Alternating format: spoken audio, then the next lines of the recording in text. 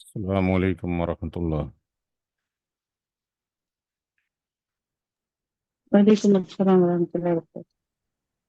अल्हम्दुलिल्लाहि रब्बिल आलमीन वस्सलातु वस्सलामु अला रसूलिहिल अमीन रब्बि इश्रह ली सदरी वयस्सिर ली अमरी वहलुल उक़दतम मिन लिसानी यफ़क़हू क़ौली।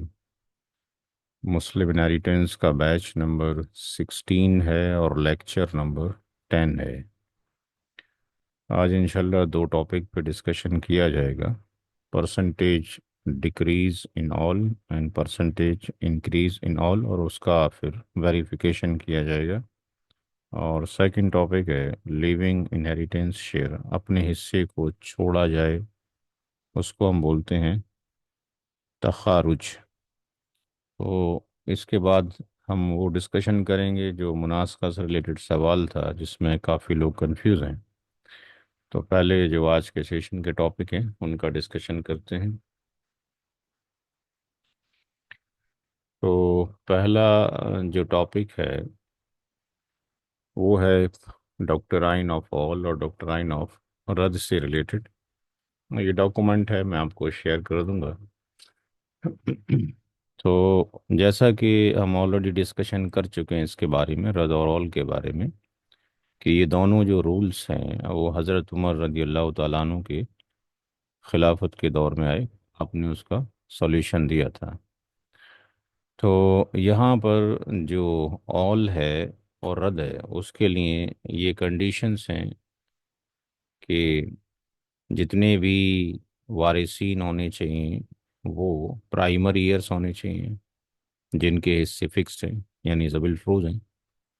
और दूसरी शर्त ये है कि उनका जो सम ऑफ शेयर्स है, यानी जो फ्रैक्शंस को हम ऐड करें तो रिजल्टिंग जो वैल्यू है वो ग्रेटर देन 1 आनी चाहिए, तो वो ऑल होगा। तो या तो पहली और दूसरी कंडीशन, तो पहली दूसरी कंडीशन जब होगी तो ऑल बन रहा है, और पहली और तीसरी कंडीशन एग्जिस्ट करती है कि जब प्राइमरी ईयर्स के शेयर्स जो कि फ्रैक्शंस में डिफाइंड हैं उनको हम ऐड करते हैं तो उसकी रिजल्टेंट वैल्यू लेस देन 1 आ जाती है, तो केस किसका बन जाता है? रद्द का बन जाता है। तो ये हम ऑलरेडी कर चुके हैं, बट यहाँ पे ये वेरीफाई करना है कि जो परसेंटेज ऑफ डिक्रीज या इंक्रीज हो रहा है क्या वो सारे ही वारिसीन का इक्वल प्रोपोर्शन में होता है, किसी पर जुल्म तो नहीं होता है।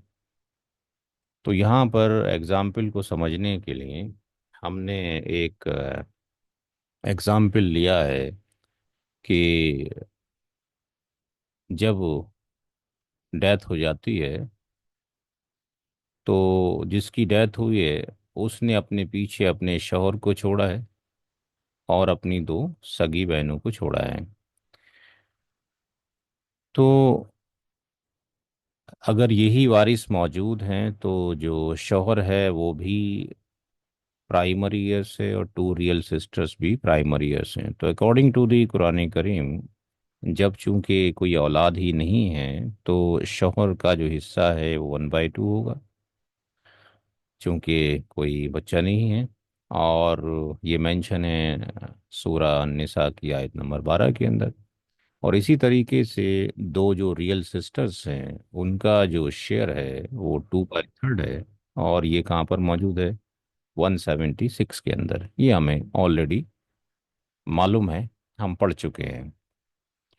तो अगर हम ऐसा करते हैं कि उन दोनों के शेयर्स को, यानी हस्बैंड के शेयर को और रियल सिस्टर्स के शेयर को ऐड करते हैं, तो इनकी जो वैल्यू है वो 7/6 आ रही है, यानी ग्रेटर देन 1 आ रही है, यानी ग्रेटर देन यूनिटी आ रही है। इसका मतलब ये केस जो है ऑल से रिलेटेड हो गया। तो अगर हम ऑल को ना देखें और ऐसा कर दें कि 1/2 जो शेयर है हस्बैंड का 50% उसको हम दे दें, तो इसका मतलब वाइफ की डेथ के बाद उसके शौहर को तो 50% चला गया, तो 50% शेयर बचा किसके लिए? रियल सिस्टर के लिए। इसका मतलब ये हुआ कि उन दोनों जो रियल सिस्टर का जो शेयर था वो कितना था? 2/3 था, यानी 66.67% था। तो अगर हम शौहर को पहले दे देते हैं और 50% ही उन दो लड़कियों के लिए बचता है, सिस्टर्स के लिए, तो दोनों सिस्टर्स का जो शेयर है वो 66.67% है, और आप 50% उसको दे रहे हैं, तो इसका मतलब वो दोनों सिस्टर 16.67% के लॉस में जा रही हैं। और अगर हम इसका रिवर्स करते हैं, यानी पहले हम हैंड ओवर कर देते हैं किसको, दो सिस्टर्स को, यानी 66.67, यानी उनके प्री डिफाइंड शेयर उनको दे देते हैं, तो इस केस में हस्बैंड के लिए केवल 33%, 33.33% बचा, जबकि हस्बैंड का जो एक्चुअल जो शेयर है वो तो 50% है। तो इस केस में हस्बैंड सफ़र करेगा 16.67। तो इस केस को रिजॉल्व कैसे किया जाए, ये सॉल्यूशन हज़रत उमर रदी अल्लाह ताला अन्हु ने दिया। और आपने कहा कि इसका सॉल्यूशन जो हो सकता है वो ऐसे हो सकता है कि हम रिप्लेस कर दें डिनोमिनेटर वैल्यू को विद द न्यूमरेटर वैल्यू से। तो अगर ऐसा कर दिया जाए, तो जो हस्बैंड का जो शेयर है, जो पीछे हमने देखा था कि वहाँ पर हम 1/2 प्लस जो 2/3 हमने किया था, तो यहाँ पे इसका एल्शियम 6 आ गया था, और ये 3, और ये 4, यानी ये 7/6 हो गया था।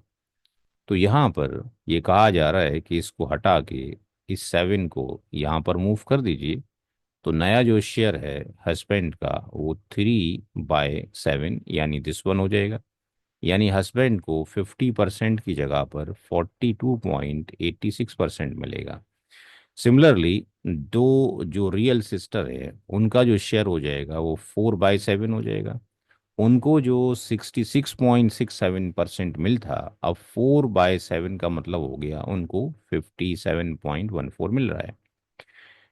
तो अगर हम ये केस फॉलो करते हैं अकॉर्डिंग टू दी हजरत उमर रदी अल्लाह ताला नु, तो दोनों के जो परसेंटेज हैं उसके अंदर कुछ रिडक्शन हो जाता है।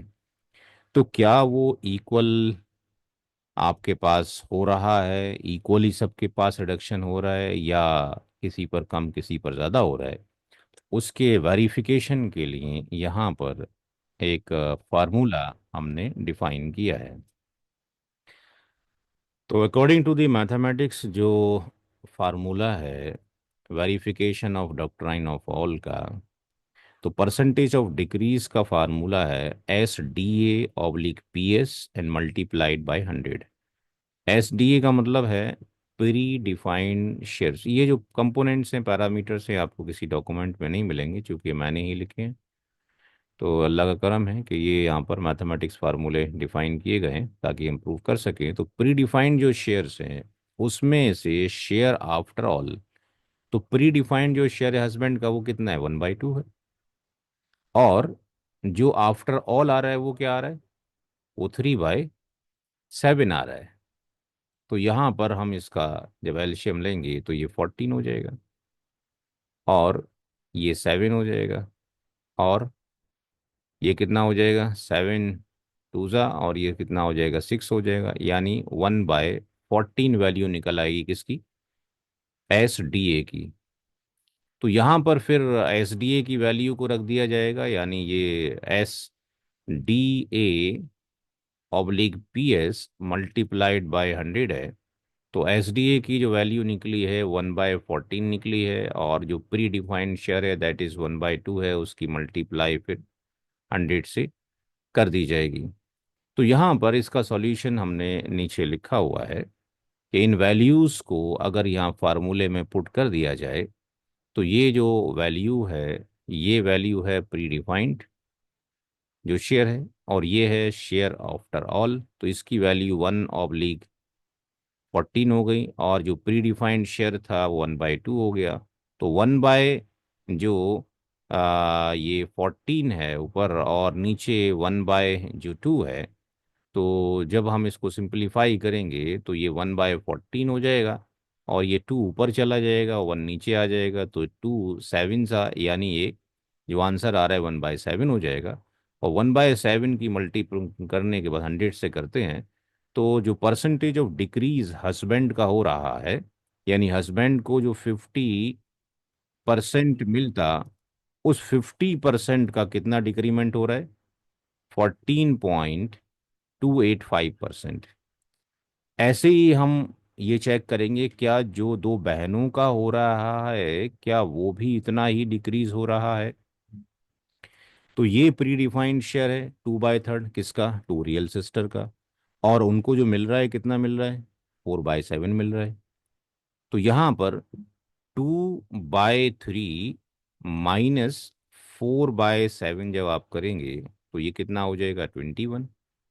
और 3 7 ये आपके पास 21 हो गया। और जो 7 था उसकी मल्टीप्लाई 2 से करेंगे 14 हो जाएगा। और 7 3 जा 21 हो जाएगा। और 3 की मल्टीप्लाई ट्वेल्व। 12 हो जाएगा। तो ये कितना हो जाएगा? 2/21 हो जाएगा। 21। जब आप इसको सिंपलीफाई करोगे तो ये 1/7 आ जाएगा।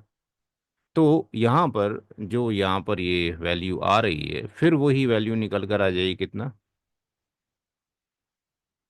14.285। यानी ये रियल सिस्टर का भी डिक्रीमेंटेशन इतना ही है और इनका भी डिक्रीमेंट इतना ही है। अब ये देखना है कि जो उनको मिल रहा है यानी ये जो वैल्यूज हैं, 50% मिलना था लेकिन मिल इतना रहा है। तो क्या 50 में से 14.285 माइनस कर दें तो इतना आ जाएगा? दो सिस्टर्स को 66.67% मिल रहा था, अगर उनको माइनस कर दिया जाए 14.285 तो क्या इतना आ जाएगा? तो इसका वेरिफिकेशन फिर हमने यहाँ पर किया कि नाउ जो रिजल्ट आया है उसको हम ये प्रूफ करते हैं कि हस्बैंड का जो ऑल का जो शेयर है 3/7 जो कि 42.86% है, क्या ये बराबर है प्री डिफाइंड शेयर्स में से माइनस कर दिया जाए इस लॉस को? तो ये वैल्यू वो है जो कि 3/7 की आ रही है। और ये उसका एक्चुअल शेयर है यानी 1/2 का 50%। और फिर इस 50% का ये जो आपके पास है इसमें से माइनस कर दिया जाए तो ये वैल्यूज अगर माइनस कर दी जा रही है तो ये वैल्यू जो माइनस कर रहे हैं यानी 50% का यानी 1/2 का इतना, तो ये वैल्यू कितना आ रहा है? ये वैल्यू आ रहा है इतना 7 यानी हमने इसको 14.285 को माइनस नहीं करना है, 14.285% को माइनस करना है 1/2 के यानी 50% के। तो इसका जब ये 14.285 करते हैं तो माइनस आता है 7.24%। और इसको माइनस करेंगे तो हम देखते हैं दोनों वैल्यू इक्वल आ रही है। यानी ये जो वैल्यू है 14.285 जब इसका हम यहाँ पर माइनस करेंगे 50% का इतना लॉस, यानी उसका 1/2 था उसका 50%, उसका इतना परसेंट लॉस हुआ है यानी उसका 7.25% लॉस हुआ है।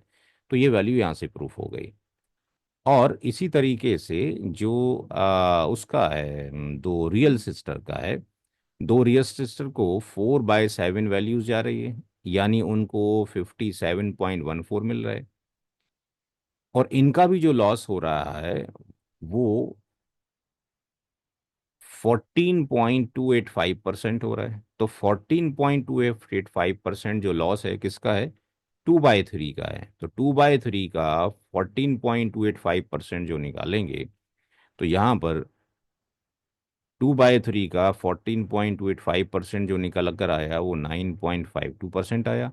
एक्चुअल उनका 66.67 है, इसको इससे माइनस करते हैं तो ये 57.15 आ जाता है। और ये जो वैल्यू आ रही है वो ये दोनों अप्रोक्सीमेटली इक्वल हो जाती हैं। तो यहाँ से ये प्रूफ हो गया कि ऑल के अंदर जो रूल हज़रत उमर रदी अल्लाह ताला अन्हु के थ्रू दिया गया कि जब कमी पड़ जा रही है तो सबका इक्वल प्रोपोर्शन में कम हो, तो ये ज़्यादा बेटर सॉल्यूशन था। और इसका डिस्कशन हम ऑलरेडी कर चुके थे। एग्जाम्पल हमने दिया था कि आप अपने बच्चे के लिए कुछ ब्रेड लेकर आते हैं, वो खा रहे हैं, पड़ोसी आ जाते हैं, बच्चे आ जाते हैं, तो एक तो ये कि उसको पूछा ही ना जाए जो कि अदब के खिलाफ हो गया। दूसरा ये कि हम अपने एक बच्चे की रोटी का टुकड़ा उसको दे दें और हम अपने बच्चे को भूखा रखें, तो उसके ऊपर इफेक्ट पड़ेगा।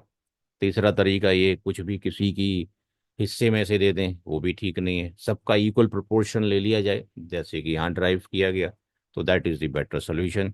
तो ये ऑल के केस में ये हुआ। इसी तरीके से दूसरा एग्जाम्पल है रद्द से रिलेटेड। रद्द के केस के अंदर परसेंटेज क्या होगा, इंक्रीज होगा। तो इसको समझने के लिए यहाँ पर एक दूसरा एग्जाम्पल लिया जा रहा है कि यहाँ पर मरने वाले ने अपने पीछे अपनी माँ को छोड़ा है और एक डॉटर को छोड़ा है। तो माँ का जो हिस्सा है मालूम है कि 1/6 होता है, डॉटर का 1/2 होता है। तो ये 4/6 आया, यानी लेस देन क्या हो गया, यूनिटी हो गया। यानी ये कंडीशन रद्द से बिलोंग करती है, क्योंकि इसमें हस्बैंड वाइफ यहाँ पर है नहीं, तो इसका मतलब ये है कि आगे प्रोसीड करने की ज़रूरत नहीं है। अब यहाँ पर अगर हम जिसका जो हिस्सा है उसको दे दें, तो फिर बाकी का क्या होगा, कैसे दिया जाए। तो यहाँ पर भी तरीका वही बताया हज़रत उमर रदी अल्लाह तआला अन्हु ने, कि यहाँ पर भी वही तरीका हम अप्लाई करें कि यहाँ पर जो वैल्यूज़ हैं आ रही हैं, इस वैल्यूज़ को यहाँ से हटा दें और यहाँ पर क्या कर दें, 4 कर दें। तो जो मदर का जो हिस्सा है, माँ का जो हिस्सा है वो चेंज हो जाएगा, यानी 1 बाय कितना हो जाएगा, 4 हो जाएगा। और उसका जो डॉटर का हिस्सा है वो 3/4 हो जाएगा। तो यहाँ पर अगर हम अकॉर्डिंग टू दी कुरान करीम देखते हैं, तो माँ को इतना मिल रहा है और डॉटर का 50% मिल रहा है। तो यहाँ पर जो वैल्यू दी जा रही है वो 66.67% ही दोनों को दे दी जा रही है। जो 33.33% बचता है, क्योंकि ये आपके पास दोनों मिलाकर ये 2/3 होता है, यानी इतना ही जा रहा है, बाकी का क्या होगा, कैसे किया जाए। तो उसके केस में भी वही किया गया कि हम क्या करें कि उसको रिप्लेस कर दिया जाए। तो जब रिप्लेस कर देंगे तो माँ का शेयर जो है 25% हो गया और जो डॉटर का है 75% हो गया। तो माँ का जो शेयर है 16.67 से बढ़कर कितना हो गया, 25% हो गया। और इसका जो शेयर था वो 50% था, उससे बढ़कर 75% हो गया। तो ये किस तरीके से इतना हो गया। तो यहाँ पर वेरिफिकेशन के अंदर अब यहाँ पर फार्मूले में थोड़ा सा चेंज होगा। ये वैल्यू तो देखने में वैसी नज़र आ रही है कि परसेंटेज ऑफ इंक्रीज में वहाँ पे हमने शेयर आपके पास लिखा था, जो टर्मिनोलॉजी थी SDA लिखा था। उसमें लिखा था हमने SDA, यहाँ पे था SDA, share difference in all है। और यहाँ पर हमने लिखा है SDR। तो यहाँ पर जो शेयर डिफरेंस इन रद्द, तो रद्द के केस में इसको हमने रिवर्स कर दिया, प्री डिफाइंड शेयर को बाद में लिखा, क्योंकि रद्द के केस में शेयर्स इंक्रीज कर रहे हैं। तो शेयर आफ्टर रद्द माइनस प्री डिफाइंड शेयर, और नीचे PS का मतलब वही है, प्री डिफाइंड शेयर। तो यहाँ पर जो 1/4 है, ये वो शेयर है जो आफ्टर रद्द आ रहा है, और माँ का ये जो शेयर है ये प्री डिफाइंड शेयर है। तो 1/4 में से 1/6 को माइनस किया तो ये 12, और 4 3 और 6 2 तो ये 1/12 जो यहाँ पर आ रहा है, दैट इज ये 1/12 है। तो इधर 1 बाय आपके पास 12 हो गया, इसको रिवर्स कर दिया जाएगा, ये 6/1 हो जाएगा। तो 6 से ये कट जाएगा, यानी ये 1/2 आ जाएगा। यानी जो मदर है उसका परसेंटेज इंक्रीज कितना हो रहा है, 50%। तो 50% किसका, जो उसका एग्जिस्टिंग करता था उसका 50% बढ़ रहा है। इसी तरीके से जो डॉटर है, डॉटर का भी जो प्री डिफाइंड शेयर था वो तो 1/2 है, लेकिन रद्द के बाद 3/4 आ रहा है। तो 3/4 - 1/2 ये 4 हो गया, ये 3 - ये 2 हो गया, और ये 1/4 हो गया। तो ये 1/4 इधर आ गया, और ये 2/1 ये रिवर्स हो जाएगा, तो ये काट देंगे तो ये 1/2 आ जाएगा। यानी डॉटर का भी जो इंक्रीज हो रहा है वो 50% ही शेयर इंक्रीज हो रहा है। तो अब दोनों का जो शेयर 50% इंक्रीज हो रहा है, तो यहाँ पर जो 50% जो इंक्रीज हो रहा है वो किस तरीके से हो रहा है। तो यहाँ पे हम देखेंगे माँ का जो शेयर था वो तो 16.67% था, अब ये बढ़कर 25% कैसे हुआ। तो यहाँ पर प्री डिफाइंड जो शेयर है, जो आपके पास माँ का शेयर 1/4 आया है, ये इक्वल होगा किसके, प्री डिफाइंड शेयर के, जो कि था यानी 16.67% था, प्लस बढ़ गया है उसके प्री डिफाइंड शेयर के। कितना बढ़ गया है आपके पास, share of the mother plus 50% of the predefined share, यानी इसमें 1/, जो 6 है उसका 50%, तो 1/6 का 50%, यानी इसका 50% और इंक्रीज हो गया है। तो इसका जो 50% है यानी आधा, यानी 1/6 है वो 16.67% है। इसका आधा कितना हो जाएगा, इसका आधा हो जाएगा यानी बाई 2 अगर कर दिया जाए तो 8.33%। तो 8.33% रद्द की वजह से ये बढ़ा है, और बाकी उसका ऑलरेडी ये था 16.67%। इन दोनों को जोड़कर ये 25% हो गया। और इसी तरीके से जो डॉटर का है वो 50% था, लेकिन उसको 3/4 75% मिल रहा है। तो प्री डिफाइंड शेयर 50% है, और 50% उसके प्री डिफाइंड शेयर में इंक्रीमेंटेशन हो गया। तो यहाँ पर 50% शेयर तो ये है जो था उसका, और 50% शेयर का जो आपके पास 1/2 था उसका 50% 25 हो गया, दैट्स वाई ये 75% हो गया। तो यहाँ पर हमने देखा कि यहाँ पर दोनों के शेयर अगर इंक्रीज होते हैं रद में तो भी इक्वल प्रोपोर्शन में, और डिक्रीज होते हैं तो भी इक्वल प्रोपोर्शन के अंदर हैं। इस डॉक्यूमेंट को मैं आपको अभी क्लास के बाद में शेयर कर देता हूँ। दूसरा जो डिस्कशन है आज का वो है जिसका नाम है तखारुज, अपनी मर्जी से बिना किसी दबाव के अपने हिस्से को छोड़ देना। तो अब उसका डिस्ट्रीब्यूशन कैसे किया जाए।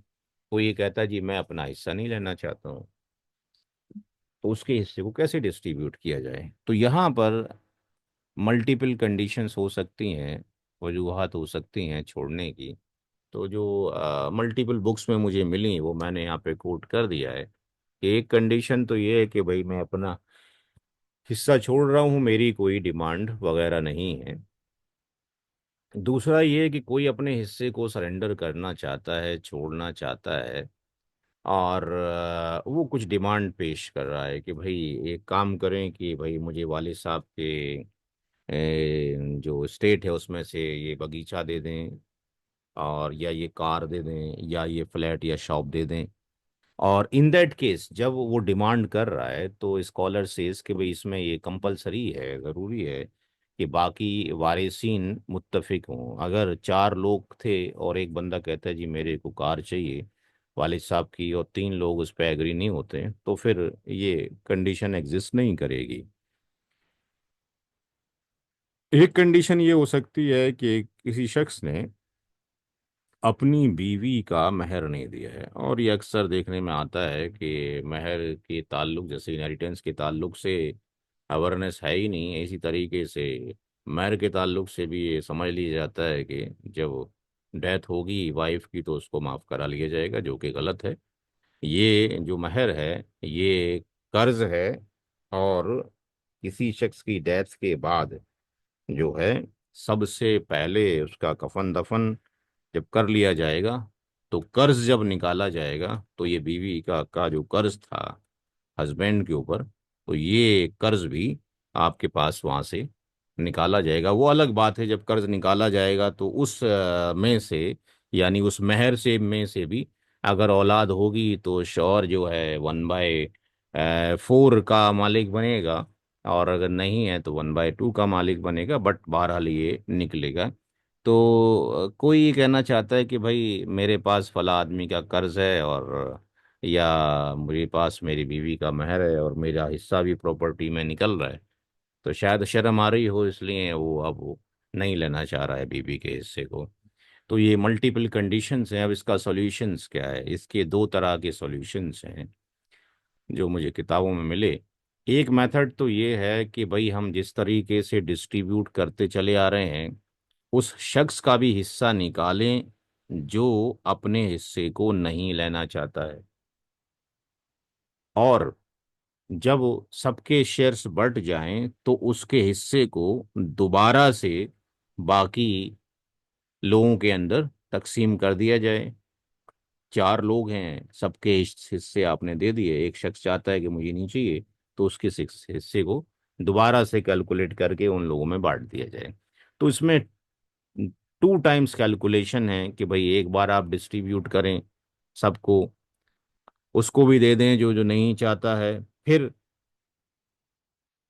जब एक बार डिस्ट्रीब्यूशन कर दिया गया तो आप बचे हुए हिस्से को दोबारा से रिडिस्ट्रीब्यूशन करें उन लोगों के ऊपर जो कि बाकी लोग बचे हैं। दूसरा मेथड ये है जो मुझे ज़्यादा अच्छा लगता है कि आप उसको कैलकुलेट करें और उसको कंसीडर करें जिसको हिस्सा नहीं देना चाहते हैं, जो नहीं लेना चाहता है अपने हिस्से को, लेकिन जब फाइनल कैलकुलेशन किया जाए तो उसके फ्रैक्शनल शेयर्स को वहां से ड्रॉप कर दिया जाए और रेस्ट ऑफ दी जो लोगों को शेयर दे दिया जाए, तो ऑटोमेटिकली उसका शेयर उसमें इंक्लूड हो जाएगा। कैसे? देखते हैं दोनों से जो सॉल्यूशन है वो एग्जैक्टली सेम ही आएगा, अभी कैलकुलेशन करके पता लग जाएगा। यहाँ पर एक क्वेश्चन है कि डेथ हो गई है जमीला की और उसके पास ये 6 लाख रुपए हैं। उसने अपने पीछे शौहर को छोड़ा, अपनी माँ को और अपने रियल अंकल को। तो यहाँ पे हस्बैंड तो जेड एफ है, मदर भी जेड एफ है, रियल अंकल की कैटेगरी क्या होगी? एबीएन। ABN होगी। तो यानी उसको जाएगा जब दोनों को बट जाएगा। हस्बैंड ने अपनी बीवी का मेहर नहीं दिया है, इसलिए वो जो हिस्सा उसको विरासत में मिल रहा है वो नहीं लेना चाहता है। वो चाहता है कि बाकी लोगों में यानी मदर में और अंकल में उसको डिस्ट्रीब्यूट कर दिया जाए। तो क्या सॉल्यूशन है? दोनों मेथड से करेंगे। पहला अप्रोच तो ये है कि मरने वाले ने अपने पीछे शौहर को छोड़ा, औलाद नहीं है, आधा मिल जाएगा। माँ को छोड़ा, औलाद नहीं है, कोई बहन भाई भी नहीं है, दो या दो से ज्यादा, तो माँ का हिस्सा 1/3 ही रहेगा और रेस्ट किसको जाएगा? अंकल को जाएगा। तो यहाँ पे अगर हम देखते हैं तो 5/6 आया और अंकल को बचा हुआ 1/1/6 मिल जाएगा। यानी इस केस में जो कैलकुलेशन समरी बनी वो ये बनी कि टोटल प्रॉपर्टी के 6 हिस्से होंगे और उसमें से एक हिस्सा अंकल को, 3 हिस्से शौहर को और 2 हिस्से माँ को चले जाएंगे। यानी इनहेरिटेंस अमाउंट का अगर एक पार्ट का शेयर निकालते हैं तो 6 लाख को 6 से डिवाइड करते हैं तो 1 लाख रुपए आ जाता है। इसका मतलब शौहर को 3 हिस्से जाएंगे यानी 3 लाख, माँ को 2 लाख और रियल अंकल को 1 लाख। अब शौहर का कहना ये है कि भाई हमारे हिस्से में आ रहे हैं 3 लाख रुपए और ये हमें नहीं चाहिए, ये इन दोनों में बांट दिए जाएं। अब इन दोनों में जब बांट दिए जाएं तो क्या प्रोसीजर हो? एक राय तो ये हो सकती है कि भाई मेरा हिस्सा जो है इस फला शख्स को इतना दे देना और फला को इतना दे देना। अगर वो मुंह से ये कहे तो फिर उसी ऑर्डर में किया जाए। लेकिन अगर वो ये नहीं कहता है कि भाई इसको इतना दे देना, इसको इतना दे देना, और वो ये भी नहीं कहता है कि भाई मेरा बचा हुआ हिस्सा बाकी लोग आपस में इसको इक्वली डिस्ट्रीब्यूट कर लो, ये भी नहीं कहता है, तो फिर हम क्या करेंगे? उसको उसके अकॉर्डिंग डिस्ट्रीब्यूट करेंगे जो उनकी रेशियोज बन रही होंगी। तो यहाँ पर एज पर दी क्वेश्चन जो हस्बैंड है वो अपने 3 लाख रुपए नहीं लेना चाहता है और वो चाहता है कि इन रेशियो को डिस्ट्रीब्यूट इनको डिस्ट्रीब्यूट कर दिया जाए। तो हम क्या करें कि माँ का हिस्सा और जो अंकल का जो हिस्सा है उसको यहाँ पे रखें 1/3 और 1/6। इससे हमें पता लग गया कि इनका जो रेशियो है वो 2:1 है। यहाँ से हमें इनका रेशियो पता लग गया कि इनका जो रेशियो है वो 2:1 है। यानी कहने का मतलब है कि इनका जो एडिशन ऑफ रेशियो हो गया 3 हो गया। हस्बैंड ने कितने रुपए छोड़े हैं, 3 लाख रुपए। तो 3 लाख रुपए जो छोड़े हैं उसमें से जमीला को कितने जाएंगे, तो 3 लाख रुपए उसने छोड़े हैं। टोटल हिस्से 3 हो गए, और जमीला का जो शेयर बन रहा है, उसका क्या नाम है, सॉरी, जो मदर का जो शेयर बन रहा है वो कितना बन रहा है, 2 बन रहा है। तो यहाँ पर इसका मतलब जमीला के छोड़े हुए पैसों में से जो उसके हस्बैंड के 3 लाख रुपए थे, उन 3 लाख रुपए में से 2 लाख रुपए चले जाएंगे किसको, मदर को। और अंकल की अगर बात करें तो फार्मूला सेम ही है। तो छोड़ा हुआ जो माल है उसके शौहर का, जो 3 लाख रुपए वो छोड़ना चाहता है, उसके 3 डिवीजन किए गए, और चूंकि अंकल की निस्बत 1 आ रही है तो 1 चला गया, यानी 1 लाख इनको चले गए। तो यहाँ पर हम देखते हैं कि मदर को, माँ को 2 तरीके से हिस्सा मिल रहा है। एक तो जमीला से डायरेक्टली 2 लाख रुपए मिल रहे हैं, और 2 लाख रुपए मिल रहे हैं जो जमीला के हस्बैंड ने कहा कि मुझे अपने 3 लाख रुपए नहीं चाहिए, तो 2 लाख वहां से मिल रहे हैं, यानी गोया कि माँ को 4 लाख रुपए जा रहे हैं। इसी तरीके से अंकल की अगर बात करें तो अंकल को भी जमीला से भी मिल रहा है, और जमीला के हस्बैंड से ही मिल रहा है, तो 2 लाख रुपए यहाँ पे अंकल को जा रहे हैं। तो कैल पहला मेथड ये बताता है कि 4 लाख माँ को जाएंगे, और दूसरा 2 लाख जो है अंकल को जाएंगे।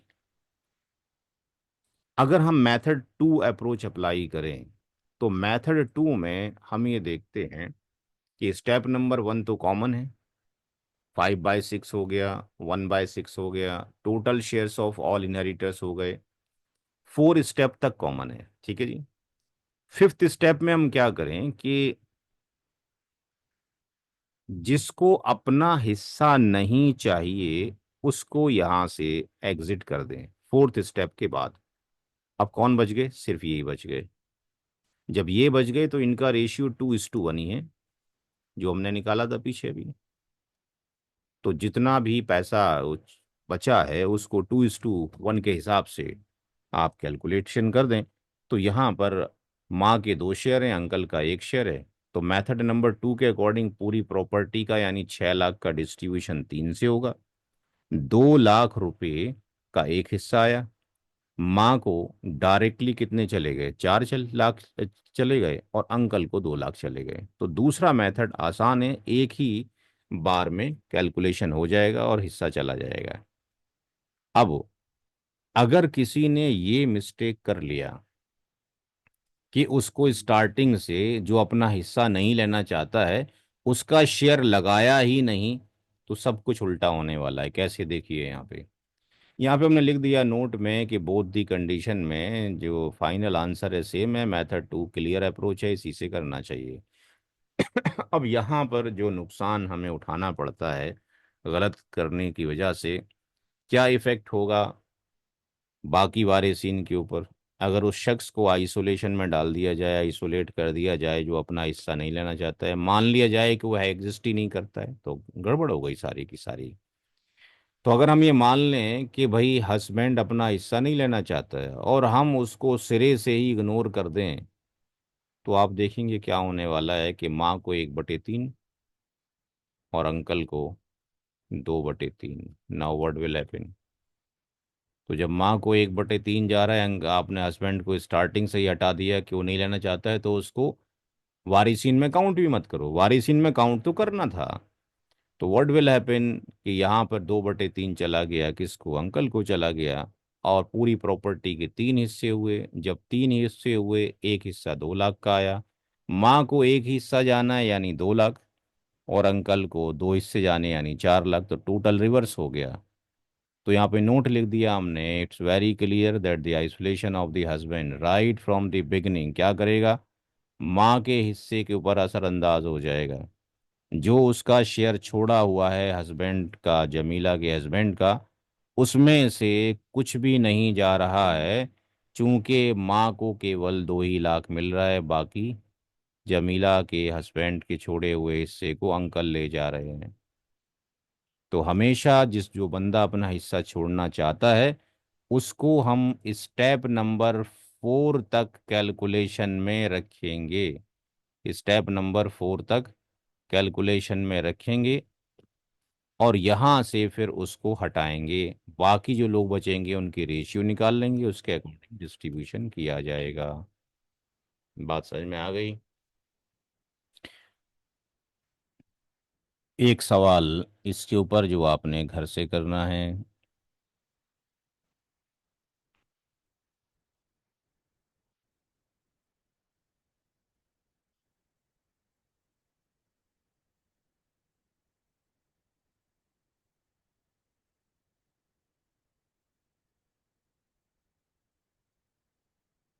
क्वेश्चन नंबर 3 है जो आपने घर से करना है।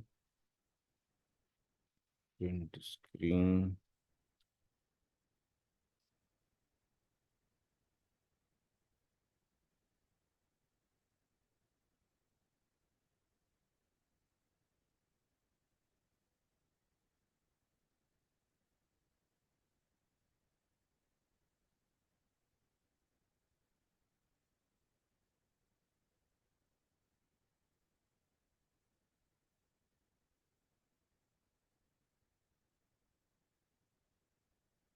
तो ये होमवर्क है, और वो जो डॉक्यूमेंट है वो डॉक्यूमेंट भी मैं आपको शेयर अभी कर देता हूँ।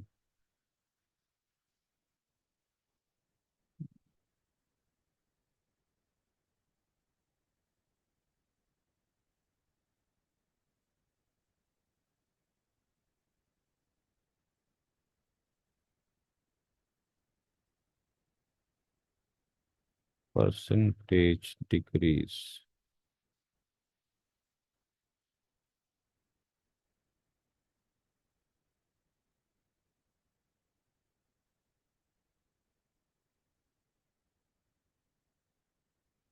Percentage decrease. ये डॉक्यूमेंट भी मैंने शेयर कर दिया है। अब हम उस सवाल की तरफ आते हैं जो कि आप लोगों को दिया गया था, और उसमें जो है अक्सर लोगों को कंफ्यूजन है, क्योंकि इसी तरह के सारे सवाल आएंगे जहाँ पे आपने पढ़कर ध्यान से करना है। तो सवाल था शरीफ का।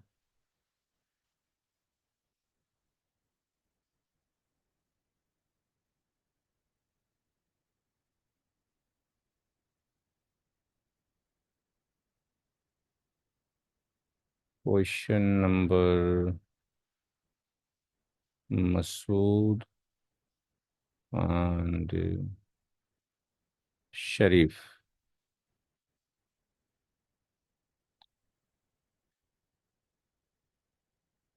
ये जो दिया गया है नीचे, ये तो आपको सारा हैंगअप करने के लिए दिया गया है, क्योंकि यहाँ से रिवर्स तो कुछ जा ही नहीं सकता है। यहाँ पर जो पहला डेथ है वो शरीफ है। यहाँ पे शरीफ की डेथ हुई है, तो शरीफ की जब डेथ हुई है, at the time of the Sharif death, और इसी की प्रॉपर्टी का डिस्ट्रीब्यूशन करना है जहाँ तक भी नीचे तक जाएगा।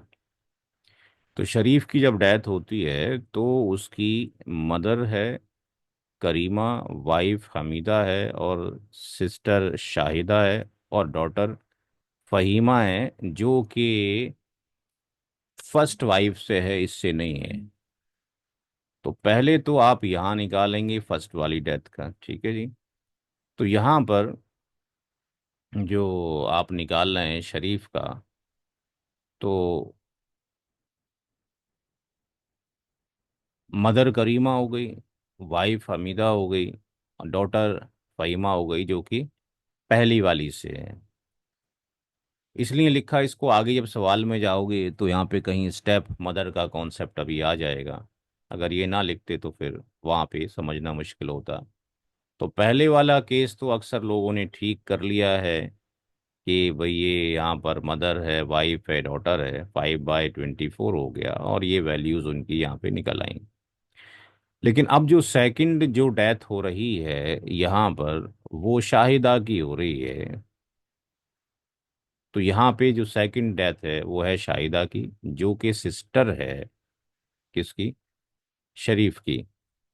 तब शाहिदा की जब डेथ हो रही है तो शाहिदा की डेथ पर यहाँ पर कौन कौन मौजूद है? हस्बैंड अब्दुल्ला है, मदर करीमा है, और महमूद और मसूद हैं, और भतीजी फ़हीमा है।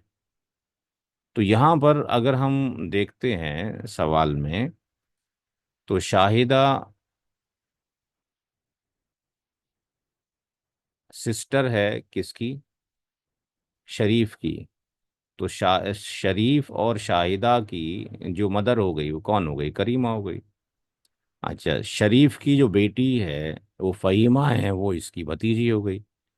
शहीदा की जो शादी हुई है वो अब्दुल्ला से हुई है। अब्दुल्ला का यहाँ कोई जिक्र नहीं है कि वो मर गया है, नहीं जिक्र है तो आप मान के चलो कि जिंदा है।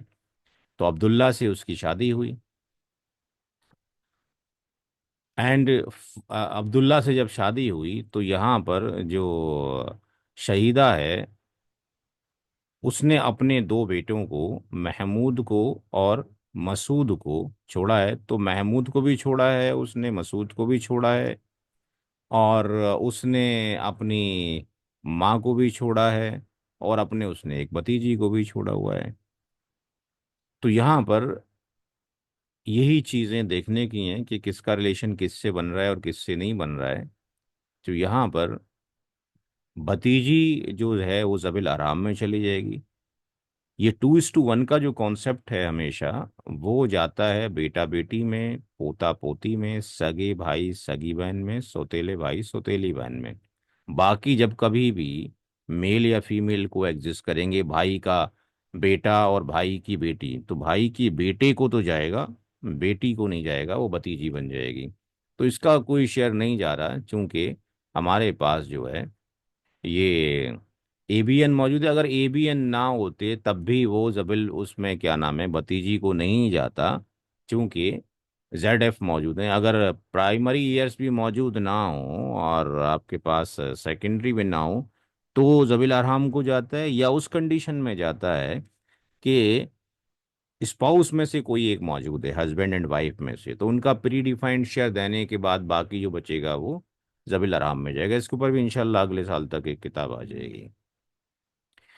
तो यहाँ पर जिस टाइम पर शाहिदा की डेथ हुई है, तो शाहिदा को अपने जो उनसे मिला है वो कितना मिला है? 5/24 मिला है शरीफ से, यानी जो कि अपने ब्रदर से मिला है। तो अब इसकी जो प्रॉपर्टी है, हम सिर्फ ये 5/24 की बात कर रहे हैं, क्योंकि प्रॉपर्टी का डिस्ट्रीब्यूशन शाहिदा का नहीं किया जा रहा है। प्रॉपर्टी का डिस्ट्रीब्यूशन जो किया जा रहा है वो शरीफ से रिलेटेड किया जा रहा है। अगर ये कहा जाता है भाई शाहिदा की भी प्रॉपर्टी को डिस्ट्रीब्यूट करना है, तो फिर और कुछ हम कॉन्सेप्ट लेकर आते।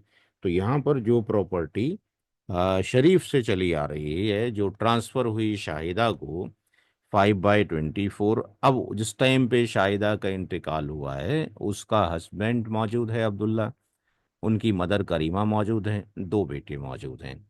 तो 5/24 को करने से पहले इनके जो इंडिविजुअल शेयर्स निकलते हैं जो related to the death of the Shahida हैं वो हम निकालेंगे।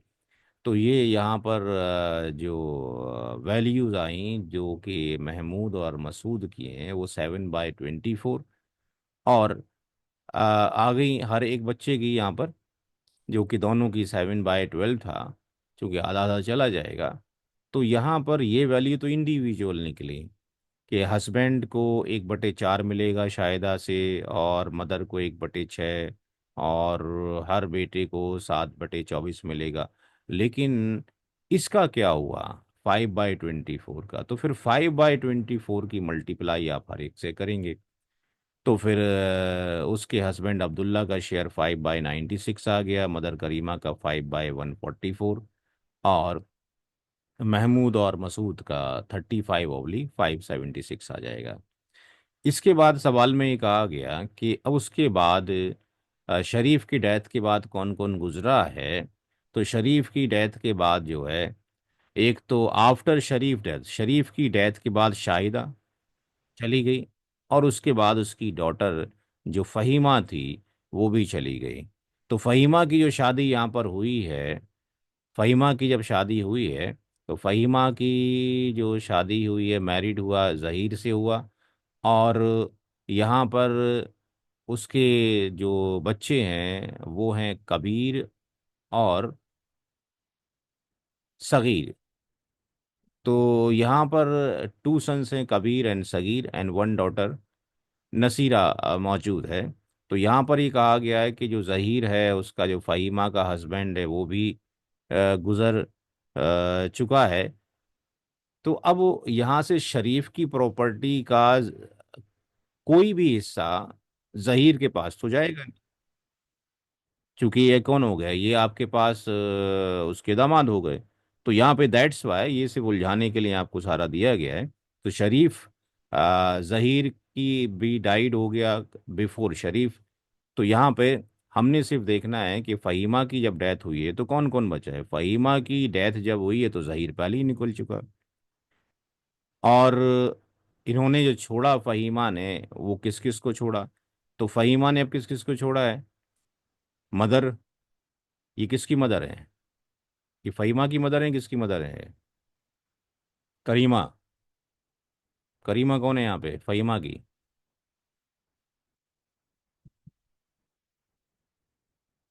नानी ना। नानी बन जाएगी जाके। तो अब यहाँ पर आपके पास, तो ये जो सारी चीज़ें हैं, यहाँ अगर हम आगे जाते हैं थर्ड वाले इसमें केसेस में, तो थर्ड केस में ये डॉटर उसकी नसीरा है, और जो करीमा है वो ये बन गई। ये इसके ग्रैंड सन और ग्रैंड डॉटर हो गए किसके, फ़हीमा के। ये कैसे हो गए ग्रैंड सन ग्रैंड डॉटर। तो फ़हीमा की अगर हम बात करते हैं तो फ़हीमा फ़हीमा फ़हीमा फ़हीमा ने की जब शादी हुई तो जहीर से हुई। और यहाँ पे ये लिखा हुआ है कि जो फ़हीमा है, फ़हीमा के दो जो बेटे हैं कबीर और सगीर, और वन डॉटर नसीरा। और यहाँ पर ये भी कह दिया गया कि जो सगीर है उसने अपने पीछे किसको छोड़ा है, सन नज़ीर को एंड सगीर को, और पीछे किसको छोड़ा है, डॉटर फातिमा को। तो ये जो कबीर है ये किसका बेटा है, ये बेटा है किसका, फ़हीमा का। तो फ़हीमा का जो बेटा कबीर है उसकी ये दो औलादें हैं, यानी इसके बेटे का बेटा। तो ये आपके पास नज़ीर और जो सगीर हैं ये इसके क्या हो गए, ग्रांड सन हो गए। और ये जो हो गई ये ग्रांड डॉटर हो गई। तो यहाँ पे दैट्स वाई यहाँ पे लिखा हुआ है। कबीर कबीर हम्म। बेटे है ना। हाँ तो किसकी बेटी है, उसकी बेटी है ना वो, उसकी भी फ़हीमा। नहीं, कबीर कबीर एंड सगीर हाँ। फहीमा के हाँ, बेटे हैं। कबीर और सगीर फ़हीमा के बेटे हैं। इसमें से कबीर का भी इंतकाल हो गया, और कबीर ने अपने पीछे और एक बेटा नज़ीर और सगीर छोड़ा। नहीं नहीं नहीं, कबीर ने सिर्फ अच्छा, नजीर को कबीर ने, छोड़ा कबीर और ने नज़ीर, सगीर ने हाँ। हाँ, फातिमा को छोड़ा। तो ये हाँ, ग्रांड सन बन गया और ये ग्रांड डॉटर बन गई। एक ग्रैंड डॉटर। हाँ। एक ग्रांड सन एक ग्रांड डॉटर बन गया। तो ये यहाँ पर, तो इन सवालों को करने के लिए बहुत सुकून चाहिए सारा का सारा। तो ये एक दूसरे बेटे से आ रहा है, ये दूसरे बेटे से आ रहा है। तो बहरहाल ये ग्रांड सन और ग्रांड डॉटर हो गए। और हमीदा जो हो गई इसकी, वो स्टेप मदर हो गई किसकी, फ़हीमा की। क्योंकि ये जो है पहली वाइफ से है, फ़हीमा शरीफ की पहली वाइफ से है। तो वो उसके लिए क्या बन गई, स्टेप मदर बन गई। और स्टेप मदर का हिस्सा कुछ नहीं होता है, अगर आप चाहें, क्योंकि उसने हो सकता है बहुत सारी खिदमत की हो आपकी, तो उसको एज ए गिफ्ट के तौर पे आपको दे देना चाहिए। तो शरीयतन तो उनका कोई हिस्सा नहीं जा रहा है। तो यहाँ पे डॉटर है जो कि नसीरा है, और आपके पास ये जो करीमा है, इनको 1/6 चला गया। और यहाँ पर जो ग्रैंड सन और डॉटर के लिए बचा 1/3 बचा, अब उसमें फिर 2:1 का रेशियो लगेगा, वही फार्मूले जो आपको बताए गए थे। तो ग्रैंड सन का 2/9 आ गया, ग्रैंड डॉटर का 1/9 आ गया। अब फहीमा की जो प्रॉपर्टी थी वो 1/2 थी, अब 1/2 में से इन सब के शेयर्स निकलेंगे। तो इन सब के जो शेयर्स निकल रहे हैं वो यहाँ से शेयर्स निकल आए। तो ये थर्ड डेथ की समरी जो हो गई ये वाली हो गई। अब कुछ लोगों को मल्टीपल टाइम्स मिल रहा है। करीमा को मिला, किससे मिला? जो करीमा मदर है शरीफ की, उसको 1/6 यहाँ से मिला। फिर कहाँ से मिला? शाहिदा से मिला इतना। फिर ग्रैंड डॉटर फ़हीमा से मिला, तो उसको 3 टाइम्स मिल रहा है। तो 3 टाइम्स मिलने के बाद ये 41/144 हो गया। बाकी सबको इंडिविजुअली मिल रहा है। तो यहाँ पर जो फाइनल आंसर है वो यहाँ पर है। इसको कितना मिल रहा है, सबकी वैल्यूज को हमने यहाँ पर रख दिया। इसको नहीं करना चाहते हैं तो आप सबके परसेंटेज यहाँ से निकाल सकते हैं। तो अगर इस तरीके से करेंगे तो इसका फायदा ये रहेगा कि जो जिनको मैथ भी ज़्यादा नहीं आता वो भी आराम से इसको समझ सकते हैं। बाकी इंडिविजुअल कुछ लोगों ने किया, ठीक है, उस तरीके से भी किया जा सकता है। बट सवाल को इस तरीके से करें कि बाकी उन लोगों को भी समझ में आ जाए जो इसमें कमज़ोर हैं। ठीक है, तो ये हमारा एक क्लास और बचता है अगले उसका। एक बचता है, दो बचते हैं अभी? हम्म। दो है सर। एक बस्ता। एक बचता है मेरे ख्याल से। एग्जाम भी। Grand daughter and grand son. हाँ, एक बचता है। ये भी क्लास इम्पोर्टेंट है। इसमें भी हम देखेंगे कि एक जो मिथ है कि साहब बेटे की मौजूदगी से पोता पोती को नहीं जाता है, यहाँ पे हम ये प्रूफ करेंगे कि बेटी की मौजूदगी से भी पोता पोती को नहीं जाता है। ये भी यहाँ देखेंगे। और ये मेरी नई किताब है जो इंशाल्लाह रमज़ानों से पहले अभी आएगी। तो अभी उसमें 3-4 प्रोफेसर्स के वो आ गए हैं रिव्यूज़, फॉरवर्ड आ गए उनके। तो अभी बाकी आने हैं, तो इंशाल्लाह ये आएगी तो इसका भी डिस्कशन करेंगे। तो ये आपका पहला बैच है जिसमें इस किताब का डिस्कशन किया जा रहा है। और ग्रैंड सन और ग्रैंड डॉटर का डिस्कशन किया जा रहा है। इससे पहले किसी बैच में डिस्कशन नहीं किया गया है। ठीक है, इंशाल्लाह अगले हफ्ते मुलाकात होगी। अस्सलाम वालेकुम वरहमतुल्लाह।